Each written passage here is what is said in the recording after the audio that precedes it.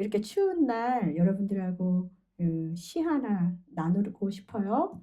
어, 시의 제목은 빨래는 얼면서 마르고 있다. 나희덕. 이를테면 고드름 달고 빳빳하게 벌서고 있는 겨울 빨래라든가 달무르진 밤하늘의 희미한 별들, 그것이 어느 세월에 마를 것이냐고, 또 언제나 반짝일 수 있는 것이냐고 묻는다면 나는 대답하겠습니다. 빨래는 얼면서 마르고 있다고. 희미하지만 끝내 꺼지지 않는 게 세상엔 얼마나 많으냐고 말입니다. 상처를 터뜨리면서 단단해지는 손등이며 얼어붙은 나무 껍질이며 거기에 마음을 부비고 살면 좋겠다고. 아니면 겨울빨래에 작은 고기 한 마리로 깃들여 살다가 그것이 마르는 날 나는 아주 없어져도 좋겠다고 말입니다. 여러분, 얼면서 마르고 있는 여러분의 심령을 시로 잘 표현하고 같지 않으세요? 오늘 이 시는 빨래는 얼면서 마르고 있다. 혹시 이렇게 빨래를 널어보신 경험이 있으신 분 계신가요? 다 널어보셨죠? 겨울에 이렇게 빨래 이렇게 널었을 때 빳빳하게 굳어 있는 거, 얼어져 있는 거, 그런 거 경험하신 적 있으세요? 미국에서는 거의 드라이어를 쓰니까 안 그렇지만 한국에서 예전에 이렇게 아파트 그 뭐라 그러죠? 베란다라고 그러나요? 거기다가만 이렇게 빨래를 널어놔도 빳빳해지는 거를 경험할 수 있죠. 네, 그런데 겨울날 밖에 널어둔 빨래는 따뜻해서 마르는 게 아니에요. 차가운 공기 속에서 얼어붙은 채 마르고 있는지 잘 모르겠고 딱딱해지는데, 그러나 그것은 분명히 마르고 있는 과정입니다. 겉으로 보면은 아무 변화가 없어요. 차갑고 굳어있고 그대로인 것처럼 보입니다. 그러나 시인은 말합니다. 그 안에 보이지 않는 변화가 진행되고 있다고. 저는 오늘 이 시가, 오늘 본문이 말하는 이 하나님이 보시는 중심, 마음을 이해하는데 조금 적절한 비유가 아닐까 해서 여러분들하고 나누고 싶었습니다. 우리 신앙 안에서 종종 우리는 이렇게 말합니다. 저 사람은 마음이 없어 보여. 왜 교회에 다니는데 저 마음이 저렇게 변하지 않을까? 왜 이렇게 사람의 마음은 내가 원하는 대로 변해주지 않을까? 하지만 성경은 우리에게 묻고 있습니다. 너는 그 마음을 어떻게 보고 있는가? 너는 어떤 시선으로 사람을 판단하고 있는가? 오늘 말씀 사무엘상 16장은 하나님이 다윗을 선택하신 이야기이면서 동시에 하나님이 무엇을 보고 계신지, 하나님의 관심, 하나님의 시선에 대한 이야기입니다. 그래서 오늘의 설교의 제목은 하나님의 마음을 따라가는 사람이에요. 우리 같이 한번 읽을까요? 시작. 하나님의 마음을 따라가는 사람. 내 마음을 나도 모르겠어. 그런 분들이 많잖아요. 그런데 내 마음의 확신이 아니라 하나님의 마음을 따라가는 우리가 되기를 원합니다. 하나님은 겉모습이 아니라 마음을 보신다는 건 우리가 다 알고 있어요. 오늘 본문 6절 말씀을 한번 볼까요? 사무엘은 엘리압을 보자마자 말합니다. 여호와의 기름 부으실 자가 과연 주님 앞에 있도다. 사무엘의 시선, 사무엘도 하나님의 기름 부음을 받은 정말 엄청난 선지자였음에도 불구하고 엘리압을 보자마자 하나님의 기름 부으실 자라고 생각하면서 판단 착오를 합니다. 왜냐하면 사무엘은 엘리압을 봤을 때 정말 왕이 되어도 좋은 조건이라고 생각했기 때문입니다. 그는 장자였고 체격이 좋았고 인상이 당당했어요. 사무엘의 판단은 매우 자연스러웠습니다. 우리도 딱 봤을 때 왕이 될 상인가 이런 거 있잖아요. 누군가가 참 보기에 괜찮아 보이는 그런 것들. 보편적으로 사람들의 눈이 그렇게 많이 다르지 않습니다. 그러나 하나님은 즉시 사무엘의 판단을 멈추게 하십니다. 뭐라고 하나요? 그의 용모와 키를 보지 말라. 제가 성경에서 가장 좋아하는 구절 중에 10개 중에 하나예요. 용모와 키를 보지 말라. 사람은 외모를 보거니와 여호와는 뭘 본다고요? 중심을 보느니라. 저를 따라할까요? 여호와는 중심을 보느니라. 네, 옆에 계신 분한테 말해주세요. 여호와는 중심을 보신대요. 시작. 여호와는 중심을 보신대요. 네. 근데 여러분들이 지금 이렇게 여호와는 중심을 보신대요 이렇게 말하면서도 여러분은 외모를 보는 것 같아요. 그렇죠? 네? 나는 외모 안 본다 이런 분 계세요? 나는 외모만 본다. 네. 자, 여기서 중심이라는 말 자체가 우리 사모님은 외모 본 것 같아요. 응? 저희 전도사님도 이렇게 외모를 보는데 중심도 괜찮은 사람도 가끔씩 있죠. 그런데 중심이라는 이 히브리어 단어를 레브라는 단어인데, 자, 중심하면은 어떤 게 생각나세요, 여러분? 편안하게 말씀해 주실래요? 중심. 중심하면은 뭘 본다는 얘기죠? 여기 가운데 이거 보는 거야? 네, 어떤 중심 봐요? 마음. 네, 마음은 여러분한테 마음이란 건 어떤 의미인가요? 마음이 우리한테는 마음이 이상해, 마음이 안 좋아, 마음이 기뻐, 마음이 슬퍼. 자, 이거 다 무슨 표현이에요? 감정의 표현이에요. 근데 마음이 감정만 담고 있나요? 우리가 이거를 잘 알아야 돼요. 중심과 마음이 무엇을 담고 있는지. 자, 마음이 그렇게 되기 위해서는 생각, 의지, 선택, 삶의 방향, 이 모든 것을 중심이라고 해요. 히브리어 레브가 말하는 것은 단순히 내 마음 기뻐, 내 마음 들 곳 없어, 내 마음 거기, 내 마음 이런 어떤 감정적인 부분이 아니라 생각과 의지와 선택과 삶의 방향입니다. 자, 여기에서 생각 쉬워요? 쉽지 않아요? 의지 쉬워요? 나는 이렇게 춥지만 난 오늘 만보를 걸을 거야 하신 분들 만보 걸을 수 있을까요? 이 의지? 쉽잖아요. 왜 걸어? 그죠? 선택. 나는 진짜 오늘 진짜 말씀만 먹고 살 거야 하다가도 말씀 말고 다른 거 많이 먹죠? 삶의 방향도 마찬가지예요. 여러분, 중심을 보고 마음을 본다고 하지만 마음은 참 쉽지 않아요. 여러분도 만약 오늘 그러셨을 거예요. 오늘 예배만큼은 내가 하나님께 진짜 내 마음을 다 드리고 정말 하나님 좀 만나면서 가야 되겠다. 근데 왔는데 막 이것저것 다시 생각나는 지금 삶의 여러 가지 일들, 또 걱정들 이런 것들로 우리가 지금 생각과 감정과 의지와 모든 선택과 삶의 방향이 지금 하나님께 온전하게 와 있나 우리는 사실 이 시간 좀 점검을 해봐야 됩니다. 여러분의 삶의 방향이 지금 어디로 가고 있습니까? 하나님을 향한 전체적인 내면, 이 내면 세계가 진짜 하나님을 향해 가고 있느냐? 하나님이 이것을 물어보시는 거예요. 그래서 하나님은 엘리압에게 엘리압의 겉모습이 아니라 그의 마음의 방향을 보니까 하나님께 합하지 않았다라는 것입니다. 여기에서 말씀은 우리에게 알려줍니다. 겉으로 보이는 종교적인 모습, 사실은 우리가 자녀들의 찬양하는 모습을 보거나 기도하는 모습이나 이런 거를 봤을 때 우리 아이가 조금 더 이렇게 좀 잘했으면이라는 마음이 왜 안 들어요? 부모니까 당연히 들지. 그러나 우리의 마음에 합한 믿음의 사람들이 아니라 하나님의 마음에 합한 믿음의 사람들을 길러내는 것이 지금 우리의 목표이고 기도 제목입니다. 빨래가 얼면서 마르고 있지요.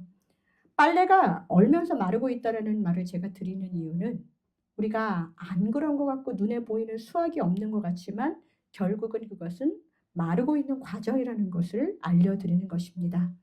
교회에 오래 앉아 있어도 하나님에게 대한 마음이 없다면 그것은 신앙생활이 아니라 그냥 내 삶의 방향대로 지금 그냥 살고 있는 그런 내 삶의 연장, 죄된 내 삶의 연장 아니면 종교생활일 수 있습니다. 하나님은 지금도 겉으로 그럴듯한 사람을 찾으시지 않아요. 아마 겉으로 그럴듯한 사람을 찾으신다면 저는 이 하나님의 말씀을 전하는 사람이 되지 못했을 거예요. 마음이 하나님께 있는 사람을 하나님이 찾으시는데 그렇다면 여러분들은 진짜 마음이 어디에 있습니까? 내 마음이 지금 어디에 있는지 모르겠어라고 생각하시는 분이 있다면 오늘 이 추운 겨울 2021년 2월의 추운 겨울에 하나님께 삶의 방향, 마음의 방향을 다시 맞추는 은혜가 있기를 간절히 소망합니다. 사랑하는 성도 여러분, 다윗은 사람의 눈 밖에 있었어요. 여러분, 다윗이 몇 번째 아들이죠? 8번째 아들이죠? 사무엘상에서는 8번째 아들이에요. 근데 여러분 통독하셨잖아요. 열왕기상에서는 몇 번째 아들이죠? 네. 그럼 다윗은 도대체 몇 번째 아들일까요? 7.5번째. 그것까지 다 말하셔도 되는데. 네. 근데 참고 문헌을 보면은 다윗이 왕이잖아요. 그의 형제의 그 다윗까지 포함해서 8명의 이름이 나왔다고 해요. 그래서 대개는 8명이라고 보는데, 네. 그게 사무엘상과 열왕기상이 왜 다르냐? 이거를 말하기에 앞서서 이새가 다윗을 제쳐놨다. 네. 그래서 어떻게 보면 이새는 아들이 7이라고 생각했을지도 몰라요. 왜냐? 사무엘이 기름 부으러 왔어요. 그때 이새가 아들들을 다 데리고 왔지만 누가 빠져 있었어요? 다윗이 빠져 있었어요. 그리고 그 다윗에게 와라라고 얘기한 게 아니라 다 지나간 후에 사무엘이 너에게 아들이 더 없냐고 물어봤을 때 하나 있기는 합니다만 이렇게 하면서 지금 양치고 있다. 그런 말을 하잖아요. 자, 아빠한테 제껴짐을 당한 막내 아들. 여러분들도 막내가 다 있으시잖아요. 막내가 그렇게 쉽게 제껴져요? 제일 생각나고 제일 예쁘지 않으세요? 그렇게 하면 우리 첫째들이 또. 그런데 아빠한테 제껴진 막내 아들. 그것도 되게 신기해요. 그리고 사무엘은 지금 이 다윗을 기름 부으러 왔을 때 마음이 평안했을까요? 어떻게 생각하세요? 자, 사울 왕이 지금 하나님의 마음에 합하지 않아서 다윗을 기름 부으러 왔잖아요. 사울 왕이 지금 폐위됐어요? 아니에요. 재임 기간이에요. 왕이 지금 재직 중에 다른 왕에게 기름 붓는 이 모습을 왕에게 발각되면은 어떨까요? 그 이전에 보면은 사무엘과 사울이 서로 사이가 안 좋아가지고 각자 자기 집으로 갔다 이런 말이 나오거든요. 분명히 쉽지 않은 결론이었어요. 사무엘이 거기까지 오기에도 쉽지 않았어요. 그런데 네 아들 막내 아들을 데려오라 하면서 사무엘이 뭐라고 그랬냐면 데려올 때까지 나는 밥을 먹지 않겠다 이런 말을 하는 거예요. 자, 여러분들이 그것을 한번 보신다면은 기름 부음을 하는 이 사무엘도 그렇고 또 이 아들을 앞으로 지나보내야 되는 이새의 마음도 그렇고 여기 어디 평안한 사람이 그렇게 있지 않아요. 그런데 사무엘이 네 아들이 이게 다냐라고 물어봤을 때 이 본문의 핵심은 뭐냐?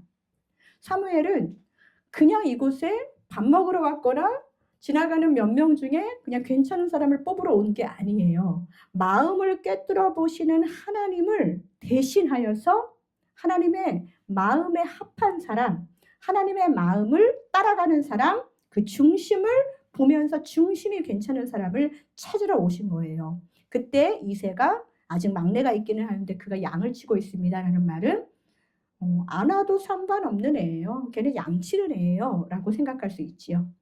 다윗은 어떻게 보면 아버지한테 인정을 못 받았다고 그렇게 생각할 수도 있겠지만 분명히 그는 다른 형제에 비해서 그 밖에 있는 순위, 이 뒷번호였단 말이에요. 밖에 두어진 존재였습니다. 자, 여기서 자, 공동체에서는 저 사람을 밖에 두어진 존재로 사람의 시선으로 볼 수 있어요. 지금 그런데 하나님은 그 다윗을 놓지 않으셨어요. 하나님의 시선 안에 바로 앞에 다윗이 있었던 거예요. 아무리 사무엘 앞으로 7 아들을 지나 보내도 하나님은 누구에게 집중하고 계셨다고요? 다윗에게 집중하고 계셨습니다. 성경은 조용히 이 중요한 사실을 말합니다. 사람들은 다윗을 밖에 두었지만 하나님은 이미 그의 마음을 보고 계셨습니다. 중심을 보고 계셨어요. 다윗은 하나님 앞에 서 있지 않았지만 하나님 앞에 늘 있었던 사람이에요. 무대에 오르지 않았지만 하나님을 향한 마음이 멈춘 적이 없었던 사람입니다. 여러분들이 이 통독을 통해서 많이 보셨을 거예요.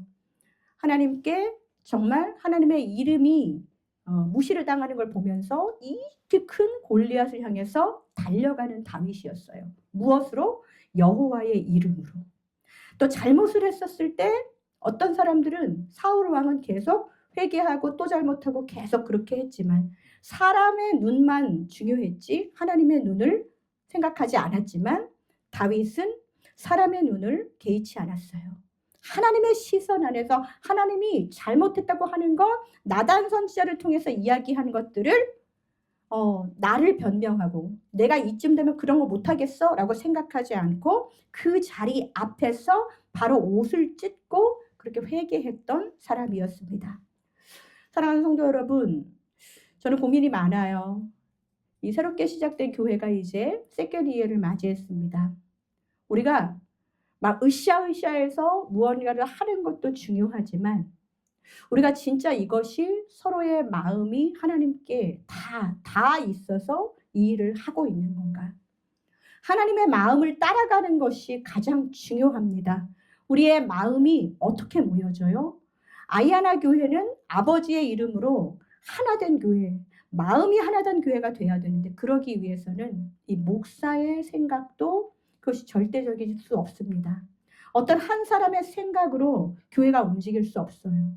그래서 우리는 말씀 안에서 하나님의 마음을 따라가야 한다는 것이지요. 사랑하는 성도 여러분, 여러분은 지금 어떤 예배를 드리고 있습니까? 정말 마음의 예배를 드리고 계십니까?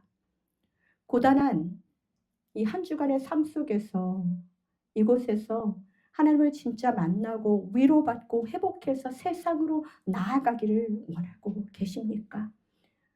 아니면 그냥 사무엘 앞에 지나가던 일곱 아들들처럼 그냥 사람의 시선에 괜찮은가 보다 하고 그냥 하나님께 눈도장 찍고 가는 오늘의 예배가 되시겠습니까?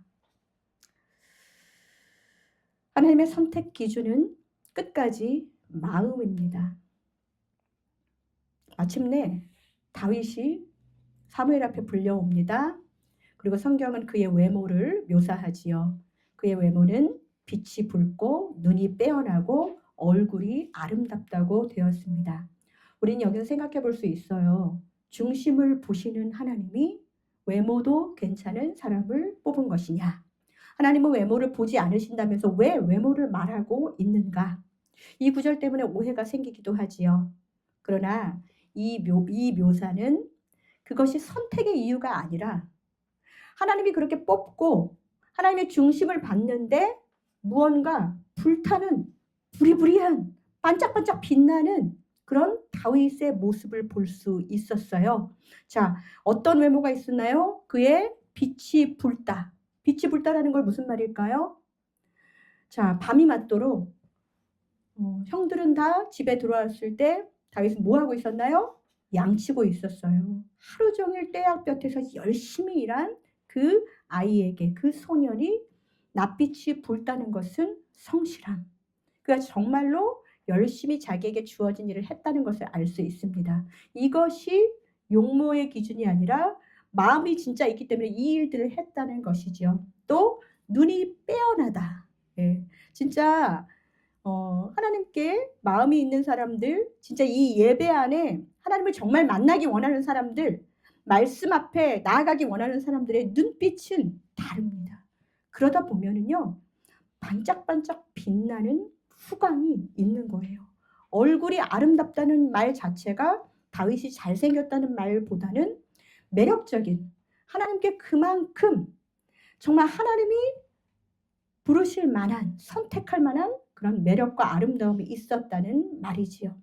자, 결국은요, 우리에게도 사람들의 시선에 왜 요즘은 규격화된 얼굴 사이즈까지 있잖아요. 그리고 비율 이런 것이 아니라 하나님이 정말 우리를 한 사람 한 사람 특별하게 지으셨는데 그 마음이 우리의 외모를 압도할 수 있다라는 거예요. 이건 안 생긴 사람들이 괜히 하는 말이 아니에요. 하나님은 말씀하십니다. 이가 그니 일어나 기름을 부으라. 다윗은 지금 이게 너무 무서운 일이에요. 지금 사울 왕이 재직하고 있을 때 기름을 지금 붓는 일을 하고 있습니다. 자, 그러면 이 사람 정말 대단한 거잖아요. 지금 왕이 있음에도 불구하고 하나님의 특별한 선택을 받은 다윗은 정말 대단하잖아요. 그러나 성경은 그 이후에 다윗이 잘한 것과 잘못한 것을 정말 맹렬히 다 이야기합니다. 이렇게 기름 부었다고 해서 그 다윗의 마지막 역사들을 아름답게 장식하지 않아요. 잘못한 것이 있다면 잘못한 걸로, 인생에 도망간 시간이 있다면 도망을 한 걸로, 실패와 좌절과 죄의 시간까지 모두 포함해서 말씀은 이야기해주고 있습니다. 이게 왜 그럴까요? 하나님이 중심을 보시는데 그럼 하나님의 선택이 잘못된 걸까요? 우리는 여기서 생각해 봐야 됩니다. 하나님은 다윗의 인생 가운데 이러한 일들을 모르지 않으셨을 거예요. 그런데 다윗이 정말 하나님께 선택을 받은 이유, 하나님의 마음을 따라갔기 때문입니다. 다시 한번 말씀의 제목을 읽어볼까요? 시작. 하나님의 마음을 따라가는 사람. 자, 하나님의 마음을 따라간다는 건 뭐냐면 잘못 가다가도 돌아올 줄 아는 회귀, 회복하는 마음이 그에게 있었기 때문입니다. 다윗의 위대함은 마음의 한 점 무결한 그런 것이 아니라 마음의 방향을 돌이킬 줄 알았던 사람이에요.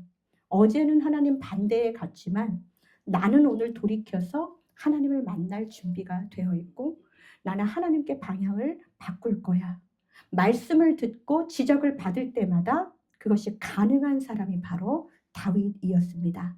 다윗은 실패했어요. 우리아의 아내를 범하고 그리고 살아가는 그렇게 정말 충실했던 우리아를 전쟁터에서 죽게 한 살인자였지요. 내가 여호와께 죄를 범하였노라 라고 나단 선지자의 책망을 받았을 때 바로 그 일을 합니다. 변명하지 않았어요. 정결한 마음 주시옵소서. 나를 주님 앞에서 멀리하지 마시고 주의 성령을 거두지 마옵소서. 하나님이 구하시는 제사는 상한 심령이라 하면서 자기 마음을 찢는 그런 일들을 행하지요. 여러분은 언제 마음을 돌이켜 보셨습니까? 나 이렇게 하려고 했는데 하나님 때문에 마음을 돌이키신 분 여기 계신가요? 하나님 때문에 더 힘들어서 더 멀리 돌이켜 나가시는 그런 분들 여기 안 계신가요? 저도 매 순간이 업앤다운을 경험합니다. 우리가 지난주에 sanctification, 성화라는 거 배웠어요. 성화는 그냥 우리가 성인의 길로 가는 것이 아니라 의화, 의인이 된 이제 생명 이렇게 건져놓고서는 이제 살린 사람에게 이제는 일어나서 하나님 정말 성품으로 살아가라고 할 때마다 못하겠어요 하는 나를 다시 일으켜 세워주시는 게 성화의 과정이라고 그랬어요. 얼면서 마르는 빨래 같은 거예요. 결국 마르지만 우리는 그 시간들이 너무 힘들어요. 그러나 하나님은 이 매해마다 모든 시간마다 계신 하나님은 이 상황을 매일 반복하는데 얼마나 지루하시고 지겨우실까요? 그렇지 않다는 거예요. 하나님은 한 사람 한 사람이 마음을 돌이키는 것 자체를 기뻐하시고 여호와께서 찾으시는 심령이 상한 심령이라고 말씀해 주셨습니다. 마음을 찢어보세요. 내가 정말 하나님 앞에 제대로 살지 못한다고 생각하시는 분들은 하나님 앞에 한번 마음을 찢어보십시오. 하나님은 다윗을 버리시지 않으셨어요. 죄 지은다고 해서 함부로 사람을 버리지 않으셔요. 왜? 돌이킬 가능성이 있기 때문입니다. 여러분들 기도하시는 그런 분들 계시다면 정말 하나님께로 마음을 돌이키게 해달라고 기도하십시오. 사랑하는 성도 여러분, 하나님은 즉각적인 변화보다 마음의 방향을 보셔요. 왜 빨리빨리 그런 걸 해주시지 않을까? 우리 이렇게 생각하지 말고 우리의 인생 가운데 오늘 나에게 주신 만큼 내가 부분적으로 얼면서도 마르고 있는 빨래처럼 하나님이 나를 변화시킨다는 것을 믿고 가시기를 바랍니다. 하나님은 즉각적인 변화보다 마음의 방향을 보신다고 했어요. 다윗의 마음은 얼어붙은 환경 속에서도 늘 하나님을 향해 있었습니다. 그래서 우리는 아직 변화되지 않은 사람을 볼 때 조금 판단하기보다 하나님이 그 마음을 여전히 보고 계심을 믿어야 합니다. 하나님의 마음을 따라가는 사람에게는 이것이 보여야 해요. 내 마음 같지 않은 사람과 내가 어떻게 동행할 것인가. 하나님이 그렇게 사셨기 때문에, 그렇게 동행하시기 때문에 우리 하나님의 마음을 따라가는 것입니다. 빨래는 얼어서 있지만 마르고 있습니다. 마음도 때로는 우리 안에 지금 너무 냉랭하게 얼어 있어요. 날씨도 추운데 마음도 그런 분들 계실 거예요. 하나님은 그 시간 속에서도 조용히 일하고 계십니다. 신앙은 자리를 차지하는 게 아니에요. 하나님을 향한 마음입니다. 오늘 우리의 신앙이 모습이 아니라 마음에서 다시 시작되기를 소망합니다.